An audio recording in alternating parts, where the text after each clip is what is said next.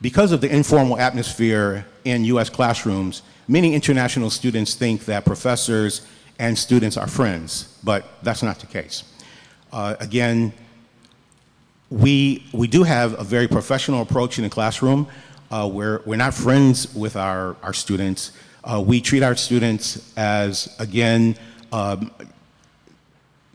adults, and because of that, it may feel like that the professors are very friendly and we're more or less friends with our students, but that's not the case. And we always tell our students not to feel threatened by this, but to actually engage and to approach it from the perspective that communication is very, very important. It's very important to participate in class for that reason. Classroom participation is extremely important in your group sessions and in your breakout sessions that you may have in the classroom. Because of that reason, it may feel, again, that some of the students in your group may not be participating as well, but that has no bearing on production from you. You have to be able to produce the work. Ask questions, please ask questions in class.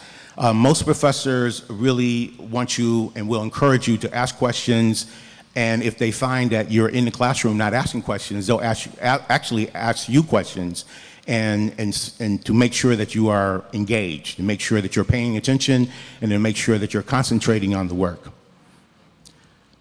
Sometimes also in class, the speech pattern of the professor may be a little bit faster than you expect. Feel free again to talk to the professor after class, ask him or her that, again, you're not understanding some of the lecture, and make sure that you try to have a communication with your professor so that the professor will slow down his or her speech notation. It's very, very important. Work with the Canvas LMS every day. We use what's called the learning management system. That's very, very important. And many students they're very apprehensive about using it, but the more that you use our Canvas LMS, the more that you'll become familiar with it, and the more that you'll feel comfortable with using it. If you have any problems whatsoever using our Canvas LMS, make sure that you check out the tutorials that's built into the Canvas LMS, as well as asking fellow students and, of course, your professor. The Canvas LMS is very important also because it will give you all of the information that you need for the whole course. So you can actually go 2 weeks, 3 weeks, 4 weeks ahead, check out the readings, check out the various supplemental work that needs to be done, and it's very important in that aspect to use it as far as your organization and time is concerned. Next slide, please.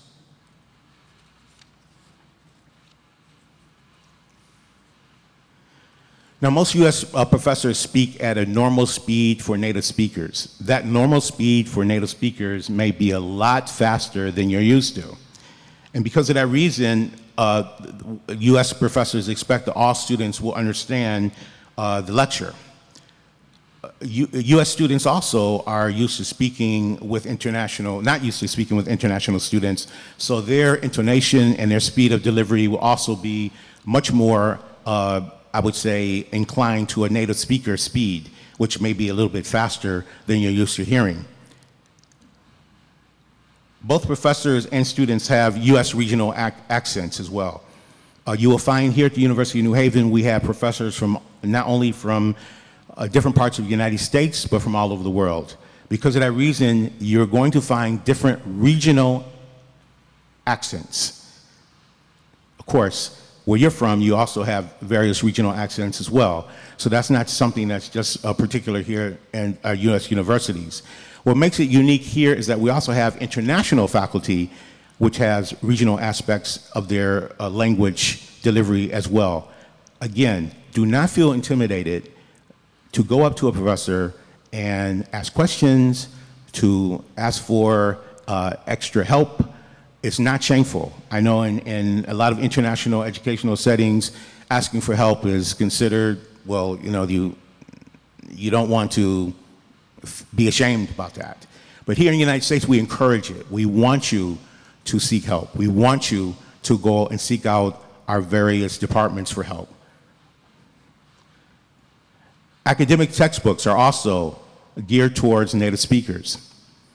It's very important then to ascertain a website that I'm going to give you that gives you the 500 academic words that are used for every particular textbook written here in the United States. It's called the Academic Word List. Please, if you would, please write that down. It's called the Academic Word List. I'm going to give you the link in just a minute. This Academic Word List is based upon the 500 most used words in every aspect of learning in our U.S. university system here.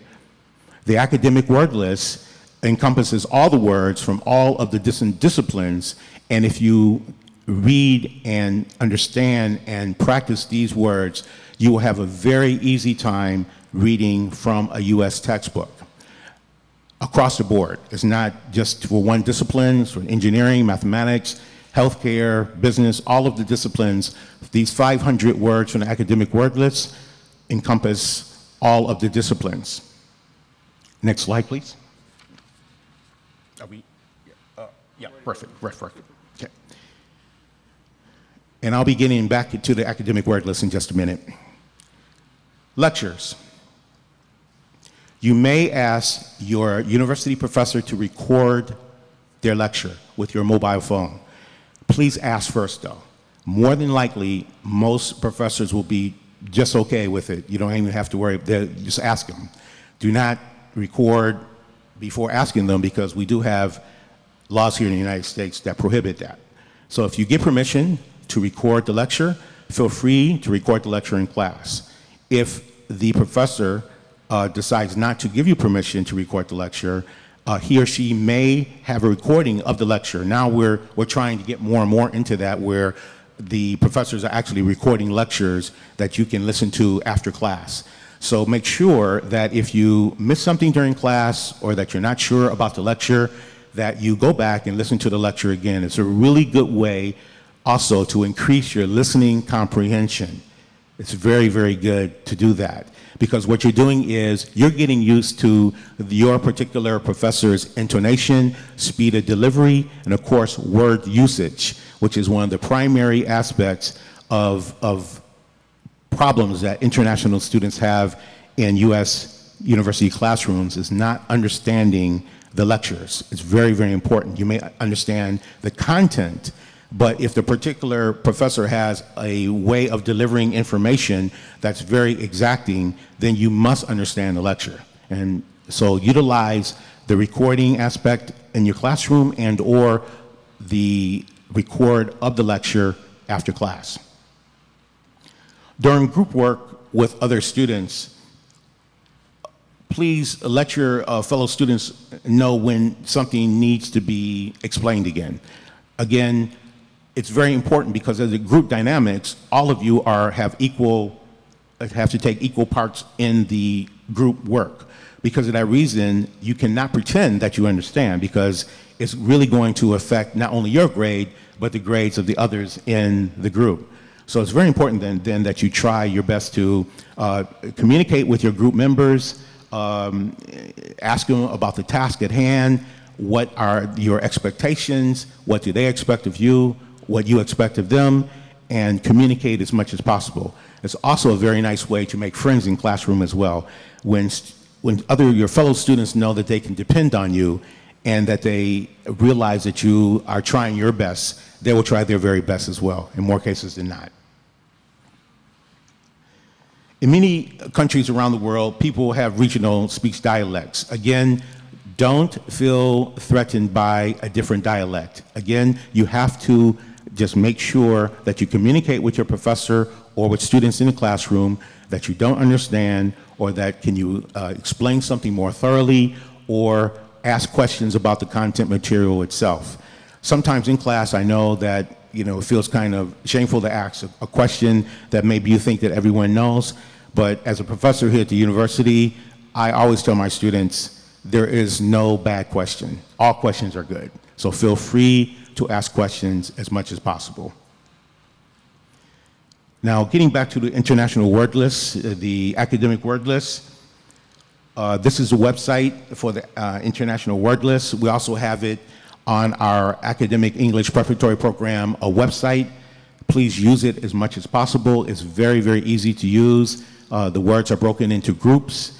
There's 10 groups, and the more you use it, the better your comprehension in class as far as your lectures, reading of textbooks, and your writing will be tremendously improved. We also have our AEPP program. Our academic English program runs from 9:30 in the morning till 1:30 in the afternoon, Monday through Friday over in Charger Plaza. Again, as I alluded to in my presentation on Monday, we allow both undergraduate and graduate students who are full-time to audit our class, meaning there is no charge to come and visit our class, make friends with some of your fellow classmates, bring work that you're having difficulty with, and in turn we'll be able to go over some of the work. You'll be able to participate in class. Writing and reading academic text is very important, and we don't use any commercial books in our program. We use the actual textbooks from students here at the University of New Haven. On our Academic English Preparatory Program website, we have every single textbook that is used here in every single program here at the university. So we use those books in our class. Students often bring readings and passages that they need that maybe they're having trouble with comprehension. We go over them in class. I make questions for them. We discuss. You're able to make presentations. It's a very, very good way of becoming a much stronger student. We also have various field trips during the course of the semester. We go to the Met Museum. We go to various other museums in the New Haven area. And every semester we take 2 or 3 field trips to produce a community service project with Habitat for Humanity and for Feed America. We help build a house for people every single year for the past 7 years that I've been here. Students love it. It's really the first time that they've actually had an active volunteer kind of paradigm presented to them. And that's a very, very good thing that we do every semester. We also go to the Feed America Food Bank where we prepare food for the homeless, and we try our best to do some very active community service projects during the course of the semester. But we also do some fun things. We go on ski trips, we go to bowling alleys, to bowl. We do a lot of really interesting things in our program. So once you become a part of our Academic English Preparatory Program, you'll be a part of everything that we do.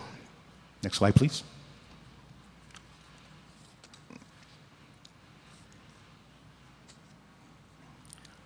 U.S. professors use their office hours to handle any academic or social situation that a student is having in the classroom.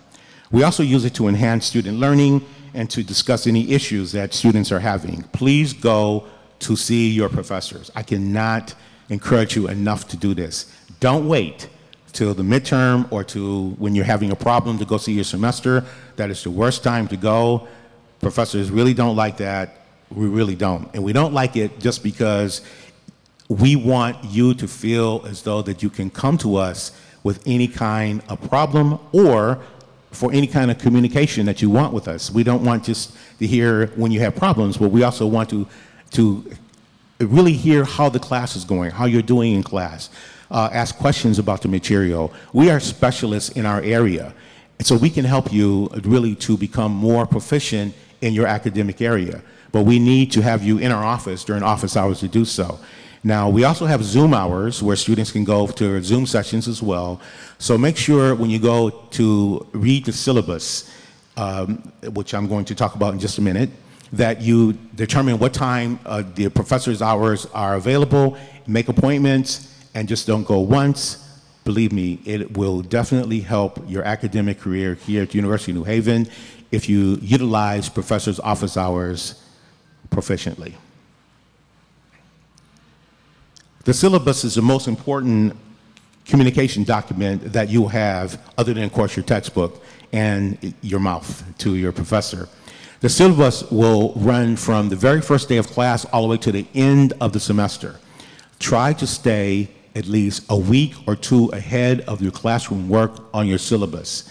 If you fall behind, it is very problematic because you also have 2 or 3 up to 5 other classes where it will also affect you. Organization and time management is extremely important for that reason. It will help you to determine how much time that you have to spend on your classroom work, and the syllabus will give you advanced information, advanced knowledge on what's going to be taught in the class. Utilize also the syllabus for readings. Professors always put supplemental readings on the syllabus that will help you understand the work a little bit more thoroughly. And again, if you go to your office hour, you can always discuss the syllabus with your professor to get a more and clear and more detailed understanding of what is expected for you to do. Next slide, please.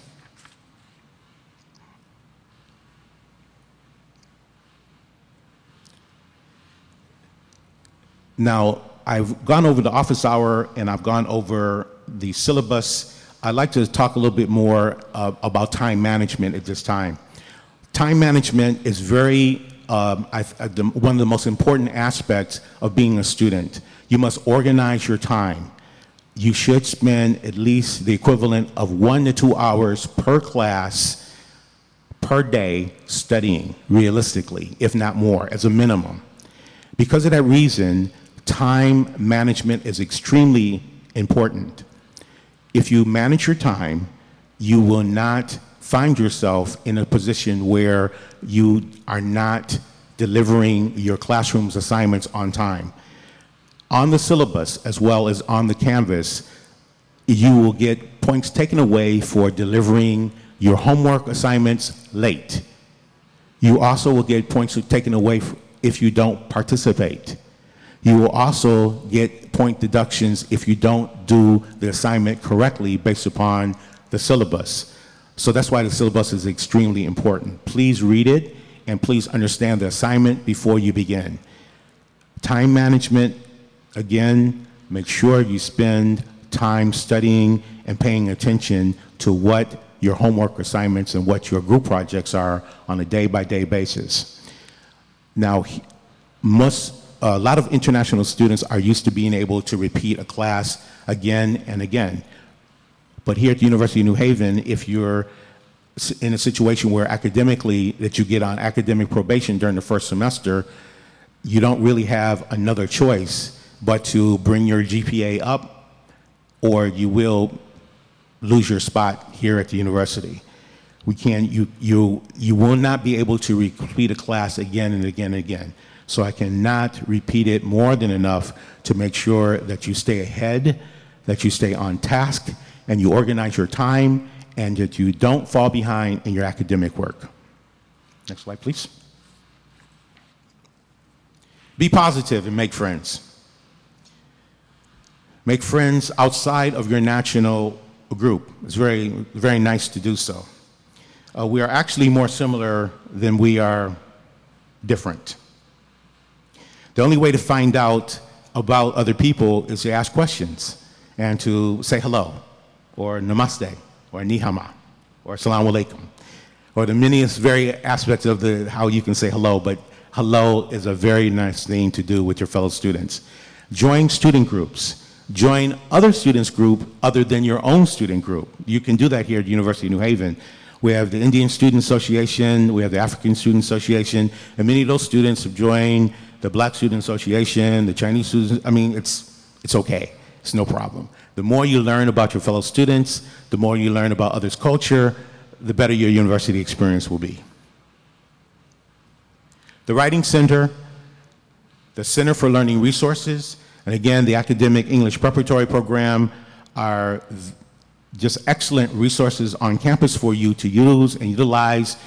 Please click onto the links on our MyCharger webpage, contact the Writing Center, contact the Center for Learning Resources, and contact me directly if you are interested in joining any of our academic programs on campus, and we can direct you and help you in any way possible.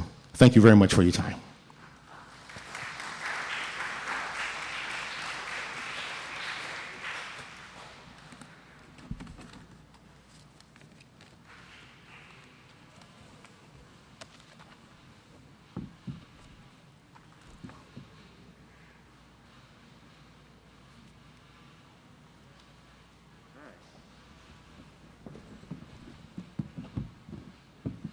Good afternoon.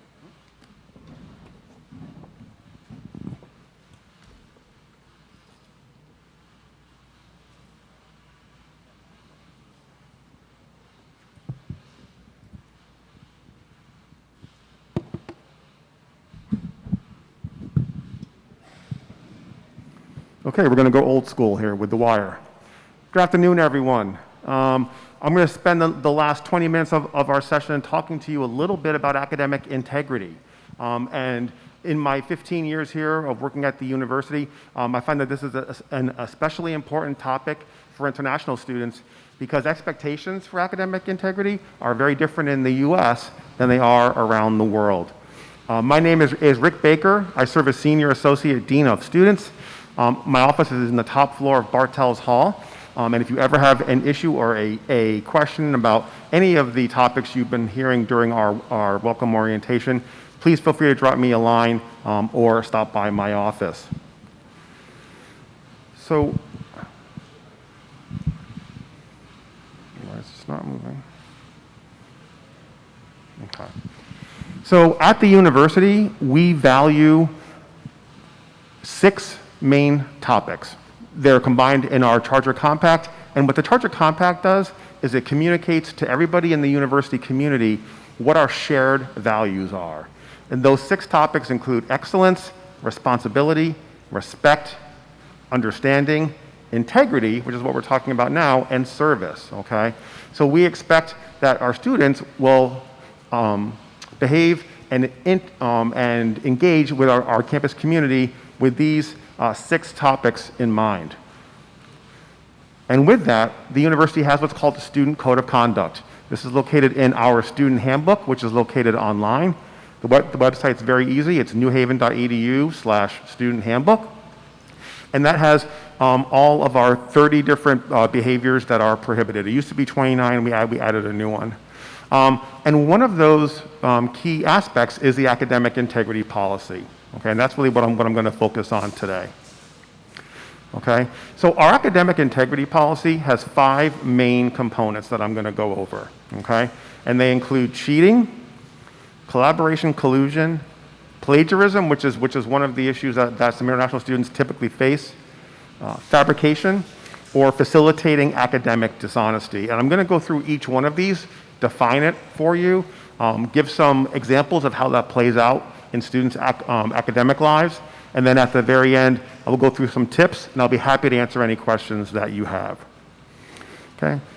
So the first component of our academic integrity policy is cheating, and that is defined as using or attempting to use unauthorized materials, information, or study aids in any academic exercise, okay?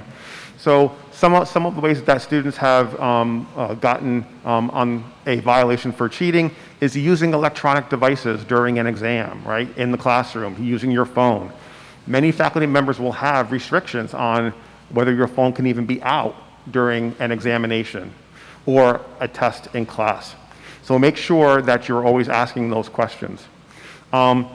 There's many sites online, chegg.com, right, where people think that they can go in and download a paper. That's against our policy. And many faculty members have detection procedures in place to determine if you have copied a paper or purchased it from somewhere online. The university has a software that's called Turnitin.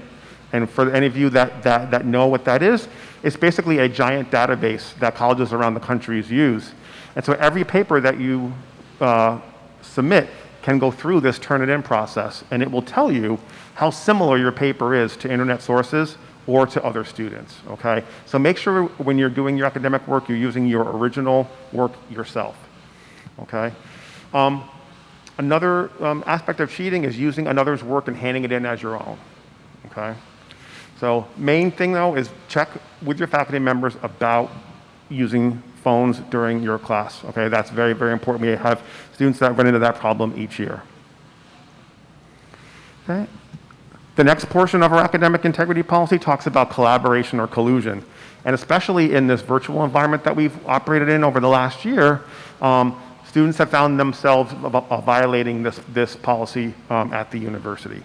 So the default regarding working together with other people on an assignment is that the university's main policy is that it's not permitted, okay? So you're not permitted to work with somebody else on an assignment that you have to submit without the instructor's permission, okay? It's up to each individual instructor. The default is you can't, okay? And so you always want to ask permission, not forgiveness, okay? So make sure that you are checking with your faculty member. There will be assignments where you're encouraged to work in groups, and that's okay, right? But if you're not told that you can, then you can't, okay? Okay, the next one, plagiarism. And again, this is where our standards in the US are very different than other countries around the world. So it's defined as representing the words or ideas of another as one's own in any academic exercise or resubmitting your own work under false pretenses. So what that means is, especially for those of you that are going to be doing research papers, where you're doing research, you're finding information from sources, you have to properly cite them, okay? And check with your individual faculty member to see what type or what style of citation that they're using. They might be using APA style, which is American Psychological Association. They may be using MLA. It really depends on what discipline you're in. So make sure that you ask that and that you're meticulous in your citations. If you're going to quote one of your sources, make sure you put quotation marks around it and make sure that it is cited properly. The worst habit that you can get into is copying and pasting, right? Because that's so easy to then put up a big paragraph of somebody else's. I'll be with you in just a sec. I'm sorry? Is this better? Okay, all right, thank you. All right, you guys are all 6 feet away, so I think that I'm okay. All right, so plagiarism, okay? You need to cite your sources. You need to do it in the proper style. If you're going to actually quote, make sure that you use quotation marks. If you're paraphrasing, right? If you're taking someone's ideas and you're rewording it into your own, make sure that you are actually doing that, right? As opposed to just a copy and paste. So that's one of the key things. Making sure that you cite all of your work, that you don't copy and paste from another student, and that you properly cite. The other definition of plagiarism, let's say you're taking 2 classes that have a similar assignment due, and you create the first paper is due in October, and you submit that paper and it's fine, but you submit that exact same paper in another class, that's not permitted, okay? In each of your classes, you need to do original work as assigned by the instructor. You cannot submit a paper twice. Now, if your 2 classes are really intertwined and you seek permission from both faculty members prior to submitting them and they say that this is an appropriate use, then you can. But that's a rare circumstance and almost doesn't ever really occur, okay? So you can only submit an assignment once. You cannot submit it in another class. One of the other things, especially for those of you that are working on computer programming, is copying someone's code and submitting it as your own. You'll be surprised how students have the same minute mistake in areas that you wouldn't expect to, and faculty members do catch that. So make sure that's considered plagiarism as well. If you're also getting information off of the internet, make sure you cite the website that you got it from and the date that you accessed it, okay? That's really important as well. Okay, the next is fabrication. And this is unauthorized falsification or invention of any information or citation in an academic exercise. Excuse me. So basically what this means is you need to be truthful and honest with your faculty member, okay? So if you have to miss class because you're ill or there's a death in the family, make sure that you actually are ill or that there's a death in the family, because if they find out that you provided false information, that can be brought up as an academic integrity violation, okay? If you have to sign anything in class, like attendance, and you can't go to class one day, the last thing you want to do is have somebody else sign you in, okay? Because then you both could be penalized through this policy, okay? So you also, if you have misrepresented your academic accomplishments. So for example, if you're putting out on your resume that you already have your degree from the University of New Haven when you haven't earned it yet, okay, that is misrepresenting one's academic accomplishments. So you want to make sure that you stay away from that. Okay, and the last policy in our academic integrity is facilitating, which basically means knowingly helping or attempting to help somebody violate the policy. So where this plays out often is if, let's say, one of your friends is struggling on an assignment, you've already done it, and they ask you, hey, can I just take a look at your paper or your assignment? I just need some ideas to get started. And you share your paper with them. We have students all the time copy and paste the whole thing, submit it underneath their name, right? And then you can be held responsible for sharing that with them, okay? So be really careful how you help your friends. I would recommend not sharing your work with them. Give them some ideas verbally, but don't share your work with them, okay? Every year we have this happen, and it affects both the person who submitted the false paper, but also the person that gave it to them, all right?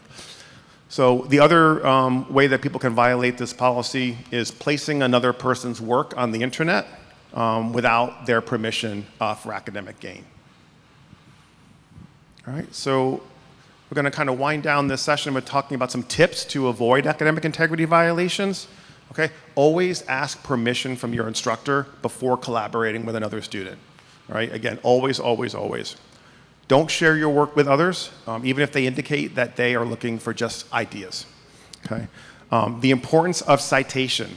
Cite everything. Oversight if you have a question, whether you should or not. Okay?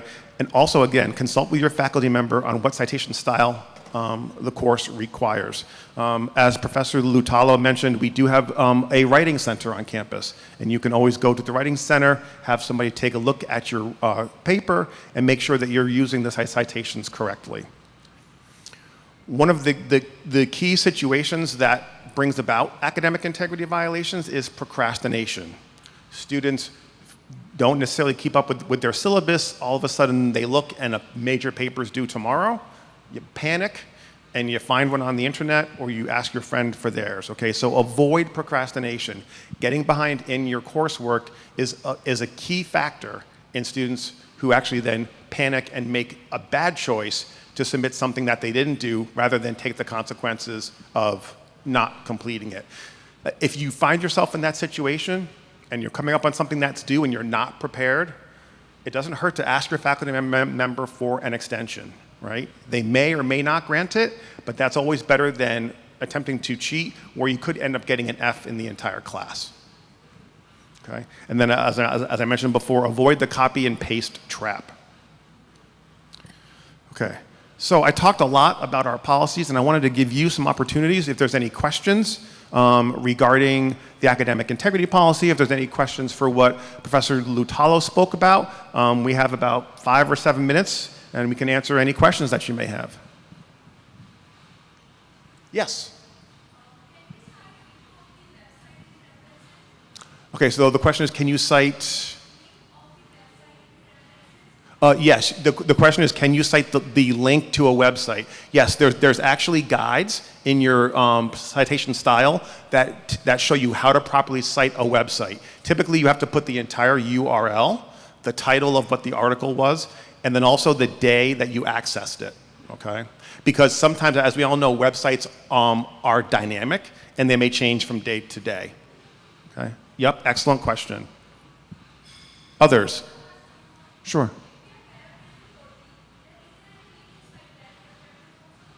I'm sorry, if you want, I'm having a hard time hearing if you want to come up. I'm sorry. Mm-hmm. Mm-hmm. I would always oversight a reference, okay? Now, let's say you've gotten an article from a book, okay? And inside that book, the book references where they got the information. You don't need to double cite, okay? You just need to cite where you got it from. Does that make sense? Okay, great, yep. Okay, these are all excellent questions. Anybody else? Yes. The question is which citation format is used at the university, and that really depends on your individual class and discipline, okay? So for example, when I was in graduate school, I was in an education program. So we used APA, right, or American Psychological Association style, but not all disciplines use that style, okay? So whatever style that you do use, it's important that you have the manual, right? The manual will give you examples of how to cite all the different types of information. If you're doing an interview with someone live and you're using that, there's a way to cite that properly in your paper or your whatever you are creating. So definitely look at that. There's also a lot of online resources too, particularly now for each style that can guide you as to how to cite. Yes?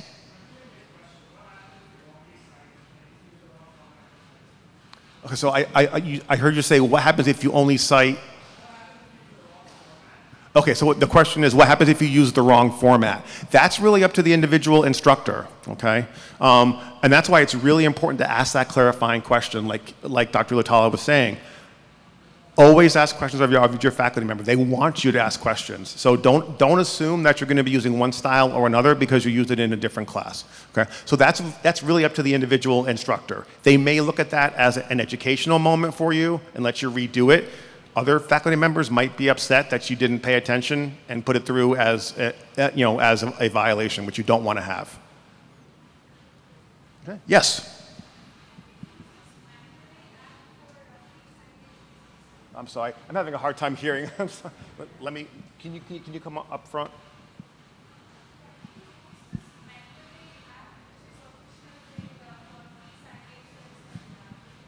So the question you said, can you use is it Splendidly app?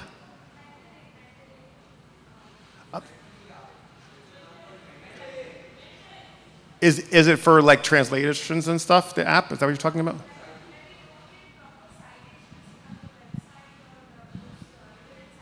Mm-hmm. Okay.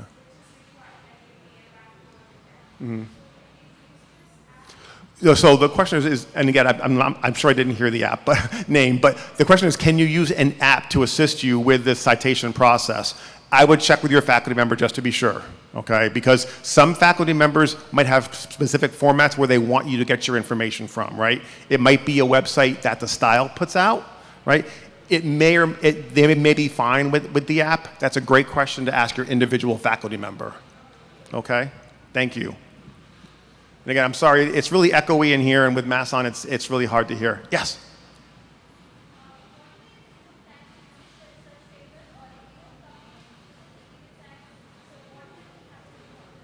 Okay, so the question is that what if you don't submit a research paper on time, right?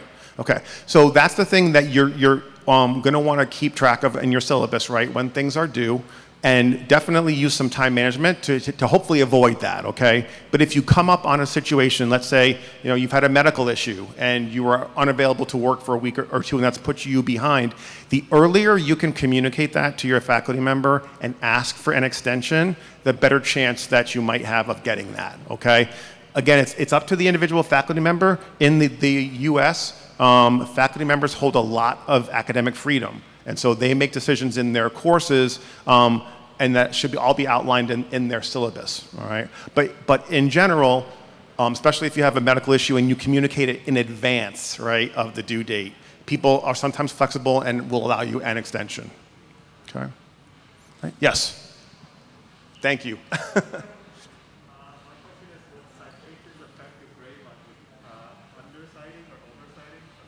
Okay. Great. So the question is will oversighting or underciting impact your grade? And the answer is that it can, okay? It really depends on your faculty member. Sometimes your faculty, let's say you have some sloppy citations where you tried to do it, but you didn't really use the right format, they might just take points off, right? And use it as an educational moment. If you really failed to cite and there's big, things that appear that you use somebody else's work, then it might become a violation. Okay, I would say, and again, this is me, but oversighting isn't going to hurt you. It's really more underciting. Okay? If you oversight, they might give you some feedback on your style of how you're writing your paper and how you're putting your ideas together, but leaving something out that is somebody else's thought or work will always penalize you. Okay? This is great. I think we're just about finished with our session time. But again, if you have any questions about academic integrity, that's one of my roles at the university, is that I oversee the academic integrity process. So if you have any individual questions, please feel free to reach out to me. Again, my email is really easy, rbaker@newhaven, and we look forward to assisting you this year. Thank you.